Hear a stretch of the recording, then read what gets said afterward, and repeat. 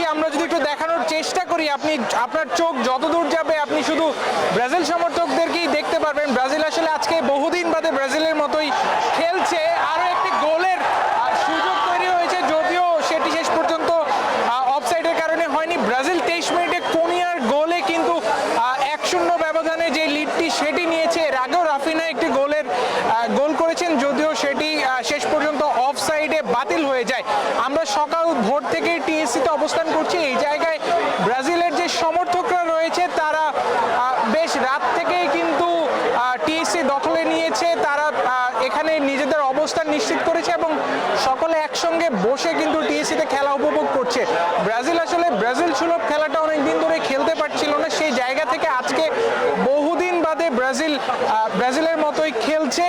এখন পর্যন্ত যেই প্রায় 30 মিনিটের মতন খেলা হয়েছে, সেই জায়গায় ব্রাজিল কিন্তু বল দখল থেকে শুরু করে সব কিছুতে এগিয়ে রয়েছে এখন পর্যন্ত। হাইতি এখন পর্যন্ত বেশ কয়েকটা চান্স ক্রিয়েট করার চেষ্টা করেছে, যদিও সেভাবে আসলে কোনো আক্রমণ হাইতির তরফ থেকে করা যায়নি। মারাকানা থেকে টিএসসির দূরত্বটা প্রায় 15,000 কিলোমিটার, কিন্তু আপনারা নিশ্চয়ই দেখেছেন আমাদের স্ক্রিনে সেই জায়গাটাতে কোনো ধরনের আসলে আপনারা দেখতেই পারেননি যে এই জায়গাটা দেখে আসলে আপনার মনে হবে না এটা যে টিএসসি নাকি মারাকানা। আমি যদি আরো একটু দেখানোর চেষ্টা করি, আপনারা নিশ্চয়ই দেখতে পাচ্ছেন আমাদের যে সহকর্মী তার ক্যামেরা লেন্সে ব্রাজিল সমর্থকরা কিন্তু আসলে চাতক পাখির মতন যাচ্ছে। আরো একটি গোলের সম্ভাবনা, ভিনিসিয়াস জুনিয়র যাচ্ছে, যদিও শেষ পর্যন্ত ব্রাজিল সেটি মিস করে গেছে। আপনারা দেখছেন, আপনারা আসলে যারা টিভির পর্দায় খেলাটা দেখছেন, সেই জায়গায় আসলে টিএসসিতে বসে যেই ধরনের এনভায়রনমেন্টে খেলাটা সমর্থকরা উপভোগ করছেন সেটি এক কথায় অসাধারণ। এই ধরনের অ্যাটমসফিয়ারে খেলা দেখাটা আসলে বাংলাদেশে হরহামেশা হয় না, তবে টিএসসিতে বিশ্বকাপ আসলেই ব্রাজিল, আর্জেন্টিনা কিংবা অন্যান্য বড় দলগুলির খেলার সময় সমর্থকরা কিন্তু একজোট হয়ে খেলা দেখেন এবং এই খেলাকে কেন্দ্র করে নানা তর্ক বিতর্ক সবকিছুই কিন্তু চলে টিএসসিতে। ঢাকা বিশ্ববিদ্যালয়ের এই জায়গাটাতে আসলে সব দলের খেলোয়াড়রা, আমরা গত পরশুদিনও আর্জেন্টিনা তাদের বিশ্বকাপ মিশন শুরু করেছে, সেই সময় আমরা দেখেছি আর্জেন্টিনা সমর্থকরা টিএসসিতে বসে একযোগে খেলা উপভোগ করেছে। এবং আজকে ব্রাজিল তাদের দ্বিতীয় ম্যাচে লড়ছে হাইতির বিপক্ষে। যদিও প্রথম ম্যাচটা ব্রাজিল মরক্কোর বিপক্ষে খুব বেশি একটা ভালো করতে পারেনি, 1-1 ব্যবধানে ব্রাজিল সেই ম্যাচটা ড্র করে কিন্তু তারা পয়েন্ট খুঁজেছে। সেই জায়গা থেকে আজকে কিন্তু ব্রাজিল হাইতির বিপক্ষে যে ধরনের ফুটবলটা খেলছে, ব্রাজিলের যে নান্দনিক ফুটবল বলা হয়, ব্রাজিল বেশ কয়েকটা চান্স ক্রিয়েট করেছে।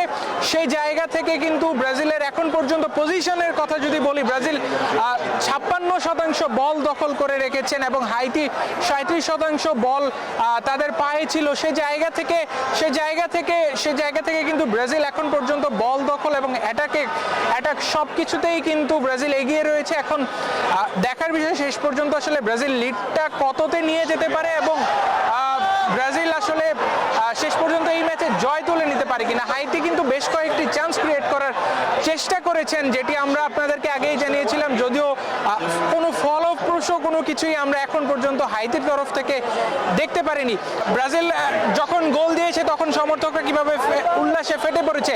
আমার পেছনে আপনারা ব্রাজিল সমর্থকদের দেখতে পাচ্ছেন। আমরা যদি একটু ব্রাজিলের যে সমর্থকরা আছেন তারা যেভাবে এনজয় করছেন, খেলাটা দেখছেন টিএসসির এই ফ্যান জোনে, সেটি এক কথায় অসাধারণ। ব্রাজিল এখন পর্যন্ত 2টি গোল করেছেন, যেটি আসলে যারা খেলা উপভোগ করছেন তারা নিশ্চয়ই জানেন। এই ফ্যান জোনে ব্রাজিলের সমর্থকরা যেই উচ্ছ্বাস উন্মাদনা নিয়ে খেলা দেখছেন, এই ম্যাচ শুরুর আগেও আসলে যে কথাটা ছিল, ব্রাজিলের সমর্থকরা তারা আসলে বেশ দুশ্চিন্তায় ছিলেন মরক্কোর সঙ্গে ড্র করার পর। আমরা যদি একটু দর্শকদের সঙ্গে কথা বলার চেষ্টা করি, কেমন দেখছেন এখন পর্যন্ত ব্রাজিলের খেলা? ভালো উপভোগ করতেছি। 3 পিস হলে বেশি ভালো হইব, 3টা গোল দিলে হইবে ভাই। আর্জেন্টিনা সমর্থক আছে, ওদের জন্য ভাই 3 পিস, এটাই চাই। কেমন দেখছেন ব্রাজিলের খেলা? ভাই অনেক ভালো লাগতেছে, ব্রাজিল আজকে জিতবে ইনশাআল্লাহ। ইনশাআল্লাহ 5টা হবে, 5টা 3 পিস। আমরা আসলে শুনছিলাম সমর্থকদের প্রত্যাশা, আসলে কেউ বলছেন ব্রাজিল 3 গোলে জিতবে, আবার কেউ বলছেন 5 গোলে জিতবে। আপনারা প্রতিটি বল যখন ব্রাজিলের পায়ে যায়, ব্রাজিলের গোলের সম্ভাবনা তৈরি হয়। আপনারা নিশ্চয়ই আমার পেছনে দেখতে পাচ্ছেন, শুনতে পাচ্ছেন সাউন্ড। দর্শকরা আসলে যেভাবে উচ্ছ্বাস উন্মাদনা নিয়ে আজকে খেলাটা উপভোগ করছেন, ব্রাজিলের এখন পর্যন্ত সেটি এক কথায় অসাধারণ। টিএসসিতে একেবারে সকাল থেকেই ব্রাজিলের সমর্থকরা ম্যাচ শুরুর আগে থেকেই কিন্তু তারা এই জায়গায় জড়ো হয়েছে, তারা স্লোগান দিচ্ছে, তারা এনজয় করছেন ব্রাজিল যেভাবে খেলছেন। ব্রাজিলের যে নান্দনিক ফুটবল সেটি হাইতির বিপক্ষে কিন্তু ব্রাজিল বেশ ভালোভাবেই দেখিয়ে দিয়েছে। এখন পর্যন্ত ব্রাজিল 2-0 গোলে এগিয়ে রয়েছে। 44-45 মিনিটের খেলা চলছে, অর্থাৎ আর কিছুক্ষণ পরেই প্রথমার্ধের খেলা শেষ হয়ে যাবে।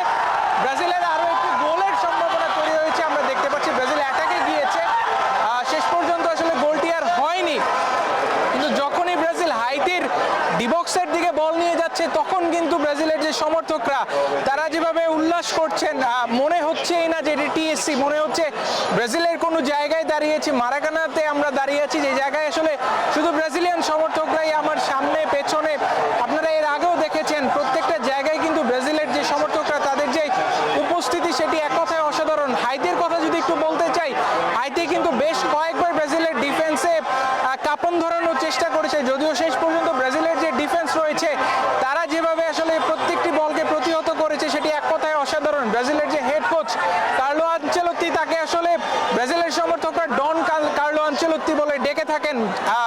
আনচেলত্তি কিন্তু সেই প্রমাণটা এই ম্যাচে বেশ ভালোভাবেই দিচ্ছেন। তার ট্যাকটিক্স কিন্তু এখন পর্যন্ত ব্রাজিলের যে ফুটবলাররা রয়েছে তারা চমৎকারভাবে মাঠে দেখাচ্ছেন। এরই মাঝে কিন্তু রাফিনাকে সাবস্টিটিউট করা হয়েছে, তার জায়গায় রায়ান নেমেছেন। এখন দেখার বিষয় ব্রাজিল আসলে দ্বিতীয়ার্ধে কেমন ফুটবলটা খেলে এবং ব্রাজিল যেভাবে কয় গোলে জিতে সেটি একমাত্র এখন দেখার বিষয়। আমরা এতক্ষণ সারা দেশের ব্রাজিলের যে খেলা চলছে সেটি নিয়ে জানছিলাম, এখন আমরা আবার স্টুডিওতে ফিরে যাবো আসিফ সামাদের কাছে।